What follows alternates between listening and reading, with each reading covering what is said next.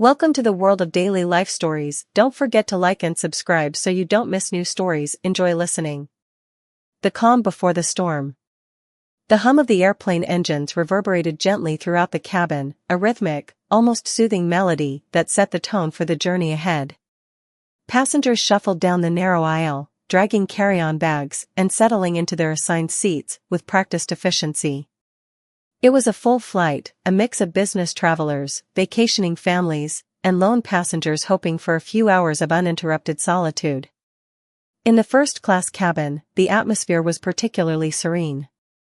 The beige leather seats gleamed under the soft glow of the overhead lights. Passengers engaged in quiet activities, flipping through glossy magazines, typing away on laptops, or sipping freshly brewed coffee from delicate porcelain cups. Flight attendants moved gracefully between rows, offering warm smiles and refreshing beverages. The calm was almost palpable, a collective exhalation as the plane prepared for takeoff. Among the passengers in first class was Alana Jefferson, a poised black woman in her early 30s. Dressed in a tailored navy blazer and slacks, she carried herself with quiet confidence.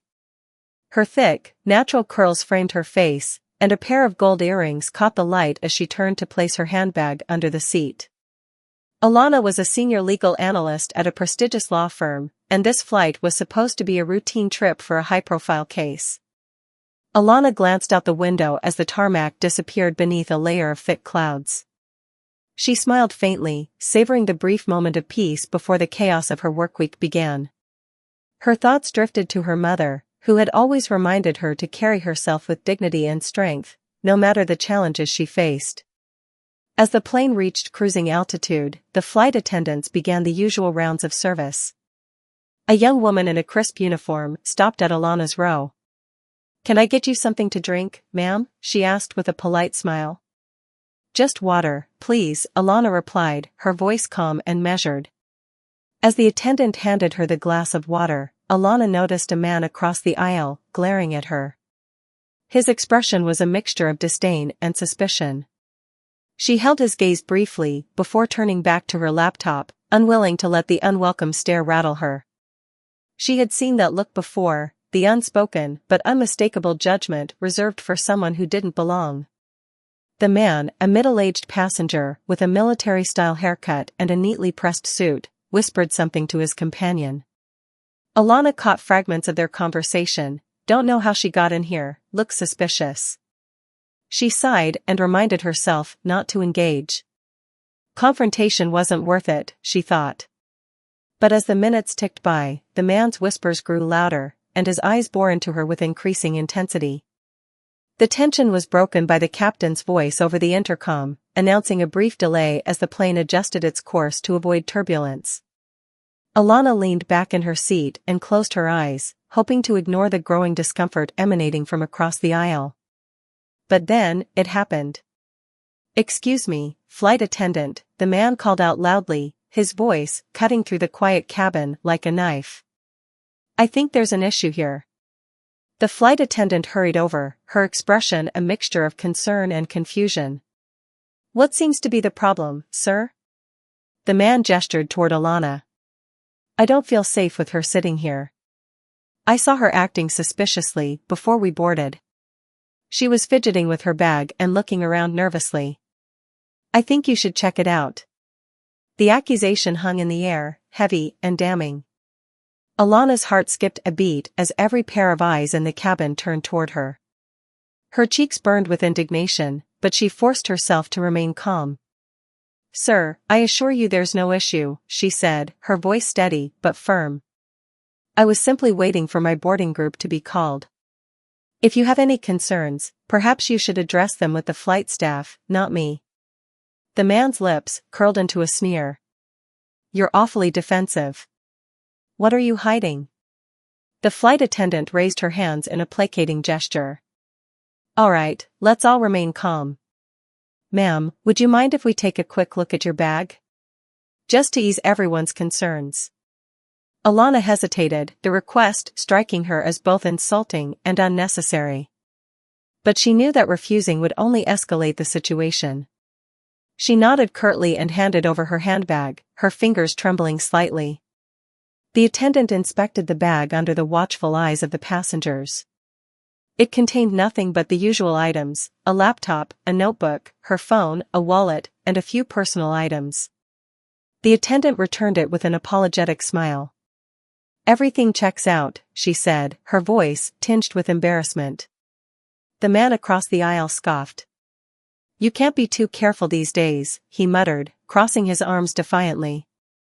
Alana wanted to say something, to defend herself, to call out the blatant racism, but she knew that any outburst would be twisted against her. She took a deep breath, closed her eyes, and tried to focus on the rhythm of the engines once more. But the tension in the cabin was palpable, and she could feel the weight of judgment pressing down on her from all sides. The incident seemed to have passed, but its impact lingered. Passengers exchanged furtive glances and whispered among themselves, the harmony of the flight disrupted by an undercurrent of unease. Alana, however, remained resolute. She had faced worse in her life and refused to let this man's prejudice define her. Little did anyone know, the events of that flight were about to take an even darker turn, one that would force everyone on board to confront their biases and question their assumptions. And when the truth came to light, it would leave them all speechless. The atmosphere in the first-class cabin remained strained after the earlier confrontation. Alana sat quietly, staring out the window at the endless expanse of clouds. Her grip on the armrest was tight, her knuckles white. She told herself to focus on her breathing, to let the tension dissipate. Yet, no matter how hard she tried, the accusatory stares and hushed whispers from the other passengers lingered in her mind like an irritating echo. The flight attendant who had inspected her bag returned to her station, clearly uncomfortable with how the situation had unfolded. Alana had noticed the slight tremor in the young woman's hands as she returned her belongings, and while part of her wanted to empathize with the attendant's awkward position, another part of her felt a rising anger. Why had she been singled out? Why was it so easy for one man's baseless suspicion to turn her into a suspect in the eyes of everyone around her? Across the aisle, the man responsible for the ordeal leaned back in his seat with a smug expression, as though he had won some unspoken battle. His companion, a woman who looked equally stiff and self-assured, whispered something to him, prompting a chuckle. Alana resisted the urge to confront them. She knew the dynamics of such situations all too well. Anger would only fuel their prejudices and shift the blame onto her. The captain's voice crackled over the intercom, announcing that they would be encountering mild turbulence. The announcement momentarily broke the awkward silence in the cabin. Some passengers adjusted their seatbelts, others reached for their drinks, but Alana remained still, her mind replaying the events from earlier. Her thoughts were interrupted by the sound of approaching footsteps. It was a police officer. Alana's stomach dropped when she saw him enter the first-class cabin. He was tall and broad-shouldered, his uniform crisp and his demeanor authoritative. The badge on his chest gleamed under the overhead lights. He stopped near the flight attendant's station and exchanged a few quiet words with her. She nodded, her expression filled with apprehension, and gestured toward Alana. The officer turned, his gaze locking onto Alana. She could feel her heart pounding in her chest, but she refused to let fear show on her face.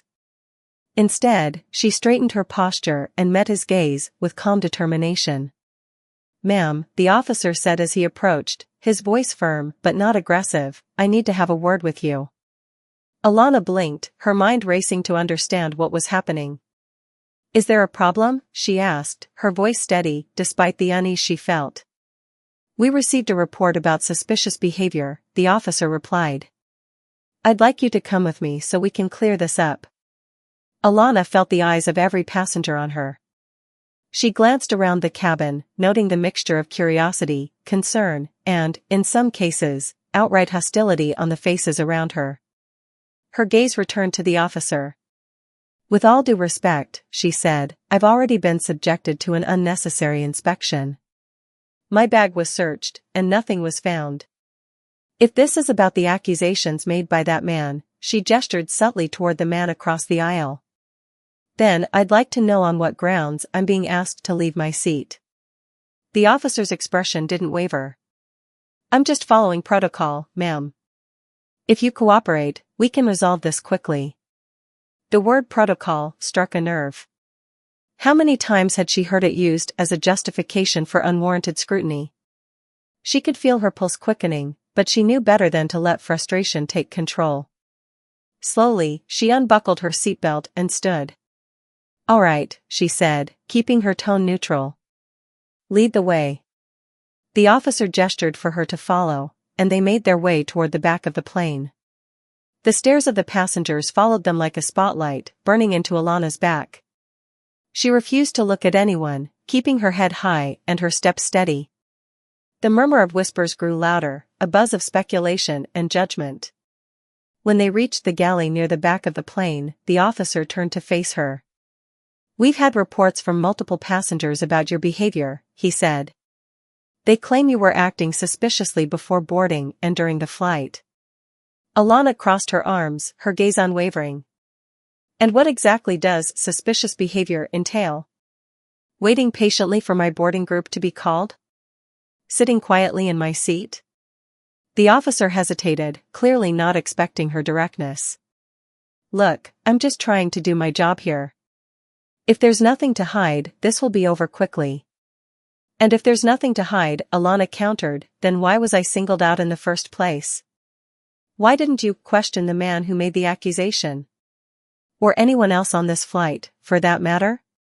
The officer shifted uncomfortably, his professional facade faltering. Alana seized the moment. "I know what this is," she said, her voice calm but laced with steel. "I know what it looks like to everyone else when someone like me is accused of suspicious behavior. They don't see a legal analyst, a woman who worked hard to earn her place in the world. They see a stereotype. And that stereotype is enough to make them uncomfortable, enough to make them assume the worst." Her words hung in the air, a quiet challenge that seemed to resonate in the confined space. The officer didn't respond immediately, and for a moment, Alana thought she might have gotten through to him. But before he could say anything, another voice cut through the tension. "This is ridiculous." It was the man from first class, who had followed them to the back of the plane. His face was red with indignation. "She's causing a disturbance. Just remove her from the flight already." Alana turned to face him, her expression calm but her eyes blazing with defiance. "You mean the way you caused a disturbance by making baseless accusations against me? Or the way you felt entitled to question my presence in first class, as though I don't belong there?" The man opened his mouth to respond, but Alana wasn't finished. "You're not afraid of me. You're afraid of the idea that someone like me could exist in a space you think is reserved for you. And instead of examining that fear, you've chosen to weaponize it." Her voice was steady, but there was a raw intensity behind her words that silenced everyone in the vicinity. Even the officer looked taken aback. For a moment, the galley was filled with nothing but the hum of the engines and the distant murmur of passengers in the cabin. Finally, the officer spoke. "Ma'am, I think we've heard enough. Please return to your seat. We'll handle this from here." Alana nodded, her expression unreadable. Without another word, she walked back to her seat, her head held high. As she passed the other passengers, she noticed some of them avoiding her gaze, while others watched her with a newfound respect. The man who had caused the entire incident was left standing in the galley, sputtering in frustration. When she returned to her seat, the flight attendant approached her with an apologetic look. "I'm so sorry about all of this," she said quietly. "If there's anything I can do." "Just let me get through this flight," Alana replied, her tone soft but firm. The remainder of the flight passed in a tense silence. Alana kept her eyes fixed on the clouds outside the window, refusing to let the ordeal break her composure. She knew that what had happened wasn't an isolated incident, it was a reflection of a much larger issue, one that she had faced countless times before. But this time, she had spoken her truth. And whether the people around her understood it or not, she knew she had made her voice heard. As the plane began its descent, the tension in the cabin remained palpable. Passengers exchanged uneasy glances, the earlier confrontation still fresh in their minds. Alana, however, sat quietly, her gaze fixed on the clouds outside the window. She was trying to ground herself, to remind herself that this was just another incident in a long list of similar experiences. But this one felt different. The public nature of the encounter, the accusatory stares, the unwarranted intervention by law enforcement, it had all left a deeper scar than she cared to admit. The seatbelt sign dinged, signaling the final approach. Alana felt the subtle shift in the plane's angle as it began its descent. A flight attendant passed by, checking that everyone's seats were upright and their tray tables secured. She paused briefly beside Alana, offering her a small, sympathetic smile. Alana nodded in acknowledgement but said nothing. She didn't need sympathy, she needed accountability, justice, and change. And she knew those things wouldn't come easily. As the wheels touched down on the runway, the usual applause, that sometimes followed a smooth landing, was absent. The passengers seemed subdued, their silence heavy with the unresolved tension that had dominated the flight. The plane taxied to the gate, and the cabin filled with the sounds of passengers retrieving their belongings and preparing to disembark. Alana remained seated, waiting for the aisle to clear. She had no intention of rushing, especially not with the man who had accused her standing a few rows ahead, glaring at her as he retrieved his bag from the overhead compartment. She could feel his resentment like a tangible force, but she refused to acknowledge him. Engaging with him any further would only validate his behavior, and she was determined not to give him that satisfaction. When the aisle finally cleared, Alana stood, gathering her belongings with deliberate calm. As she stepped into the aisle, the flight attendant who had inspected her bag earlier approached her again. "Ma'am," she said hesitantly, "I just wanted to say I'm sorry for how everything was handled. It wasn't fair to you." Alana met her gaze, her expression a mixture of exhaustion and gratitude. "Thank you," she said softly. "But apologies won't fix what happened. It's bigger than you or me. It always has been." The flight attendant nodded, her eyes downcast. Alana knew the young woman meant well, but well-meaning gestures weren't enough. Not anymore. As Alana stepped off the plane and into the terminal, she felt the weight of the experience settle over her like a heavy cloak. She was tempted to leave it behind, to compartmentalize the incident and move on. But something inside her resisted. This time, she couldn't just let it go. She made her way to the baggage claim area, her mind racing. She thought about the man who had accused her, the officer who had questioned her, and the other passengers who had watched in silence. Their faces blurred together in her memory, a mosaic of complicity and indifference.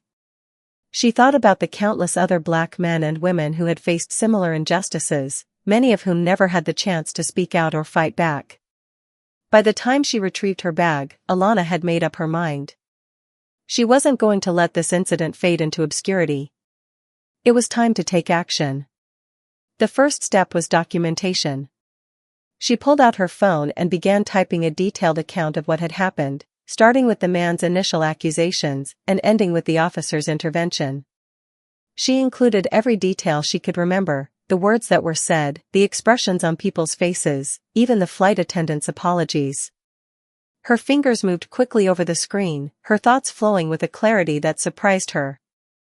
When she finished, she saved the document and opened her email. She composed a message to her firm's legal team, outlining the incident and asking for their advice on how to proceed.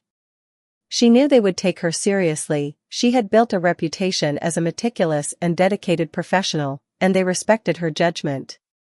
But this wasn't just about her, it was about addressing the systemic issues that allowed incidents like this to happen in the first place. As she sent the email, she noticed a man standing nearby, watching her. He was dressed casually, with a backpack slung over one shoulder, and his expression was one of hesitant curiosity. Alana met his gaze, her eyebrows raising in silent question. "I'm sorry to bother you," he said, stepping closer. "I was on the flight, and I saw what happened. I just wanted to say I thought the way you handled it was incredible. You stayed so calm and composed. I don't know if I could have done the same." Alana studied him for a moment, unsure of his intentions.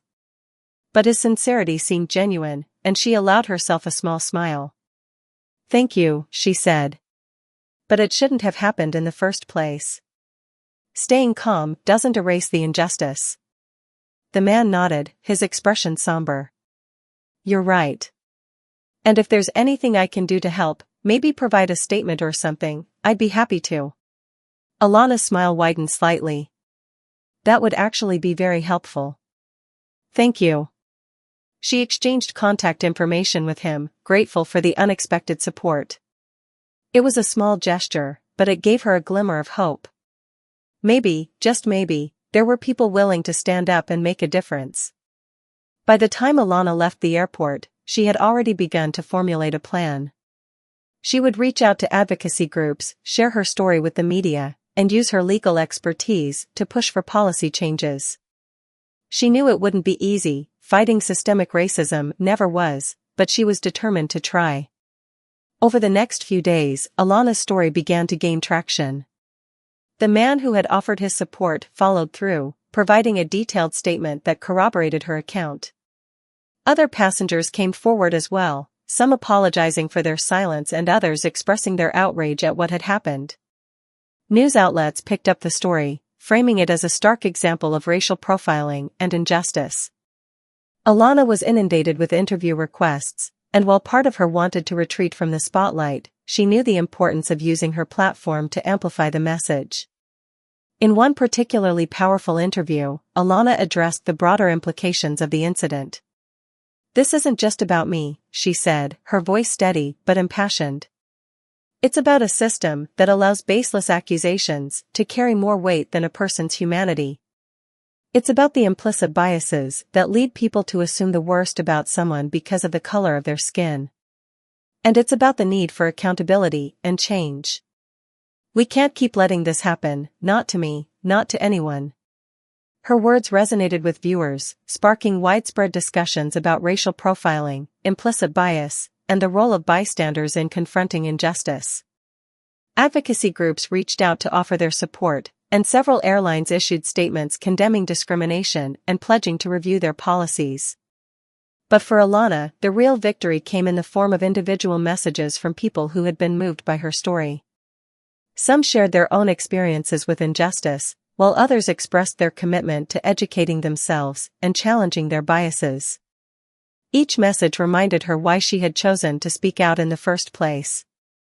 As the weeks passed, the incident on the plane became a catalyst for larger conversations about systemic racism and the need for change.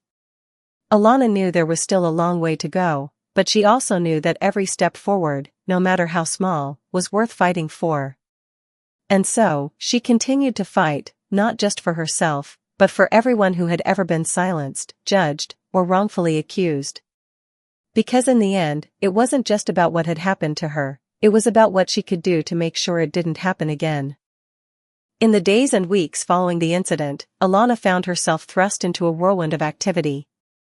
What had started as an isolated event on a plane had grown into a movement fueled by her courage to speak out. News outlets continued to highlight her story, advocacy groups amplified her voice, and social media was ablaze with debates about racial profiling and injustice. Alana quickly realized that this moment had become bigger than herself. It was an opportunity to shine a light on the systemic issues that had led to her being wrongfully accused, and, hopefully, to inspire meaningful change. Despite the newfound attention, Alana remained grounded. Her days were filled with interviews, meetings with legal and advocacy groups, and calls with supporters who wanted to help. Each interaction reminded her of the weight of responsibility she now carried. She wasn't just speaking for herself anymore, she was speaking for countless others who had experienced similar injustices but had been unable or unwilling to come forward. One morning, Alana sat at her kitchen table, sipping coffee as her inbox flooded with messages. Among them was an email from a well-known civil rights attorney, Rachel Monroe. Rachel had been following Alana's story closely and wanted to collaborate on a campaign to address racial bias in the airline industry. The email was both professional and deeply empathetic, expressing admiration for Alana's resilience and offering to help amplify her efforts. Alana immediately responded, agreeing to a meeting. Days later, she found herself sitting across from Rachel in a sleek downtown office, surrounded by floor-to-ceiling windows that overlooked the city skyline. Rachel was a formidable presence, poised, articulate, and clearly passionate about justice. "Alana," Rachel began, "your story has struck a chord with so many people, and rightly so. But we need to do more than talk about what happened. We need to push for real, actionable change. That starts with holding accountable not just the individuals involved, but the systems that allowed this to happen." "I couldn't agree more," Alana said. "But where do we start? There's so much work to be done." Rachel leaned forward, her expression resolute. "We start by addressing the policies, or lack thereof, that airlines have in place to handle accusations like the one you faced. Most airlines rely on vague guidelines that leave too much room for bias. We need to demand better training for flight attendants, stricter protocols for handling disputes, and accountability for passengers who make false accusations." Alana nodded, her mind already racing with possibilities. "I've been thinking about creating a resource hub for people who've experienced similar incidents.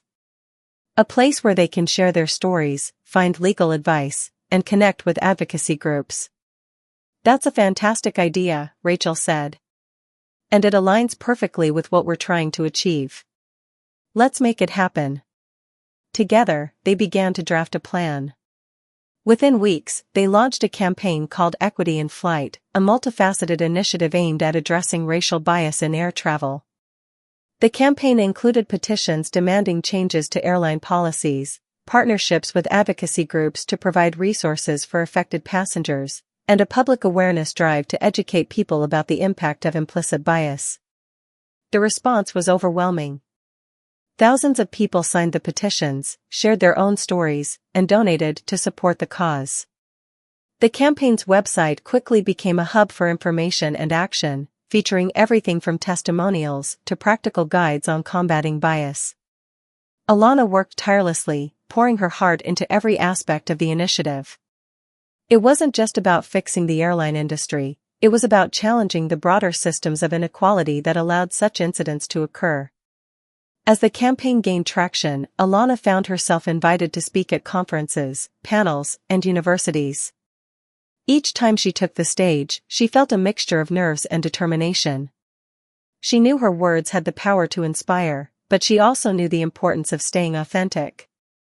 She spoke candidly about her experiences, the systemic issues she had witnessed, and the collective responsibility to create change. One evening, after delivering a particularly emotional speech at a university, Alana was approached by a young woman in the audience. The woman, who introduced herself as Jasmine, was visibly shaken. "Ms. Jefferson," Jasmine said, her voice trembling, "thank you for sharing your story. I've been through something similar, but I've never had the courage to talk about it. Hearing you speak tonight gave me hope." Alana felt a lump form in her throat. She reached out to clasp Jasmine's hands, her voice soft but firm. "Your voice matters, Jasmine. Your story matters. When you're ready, there are people who will listen and stand with you. You're not alone." The interaction reminded Alana why she had chosen to step into the spotlight. It wasn't about seeking recognition or revenge, it was about empowering others to find their voices and demand justice. Every time she connected with someone like Jasmine, she felt renewed in her mission. Meanwhile, the man who had accused Alana on the plane was facing his own reckoning. After his identity was revealed through public records, he became the target of widespread criticism. Social media users unearthed old posts and comments that painted a picture of a man steeped in prejudice. Though he issued a public apology, claiming he had acted out of concern for safety, his words rang hollow. The damage had been done, and his reputation was irreparably tarnished. But Alana wasn't interested in vilifying him. "This isn't about one man," she told reporters when asked about him. "It's about a culture that allows people like him to act on their biases without consequence. If we focus only on individuals, we miss the bigger picture." As months passed, the impact of equity in flight became undeniable. Several major airlines announced new training programs for their staff, revised protocols for handling passenger disputes, and partnerships with diversity and inclusion consultants. These changes were just the beginning, but they represented a significant step forward. For Alana, the journey was far from over.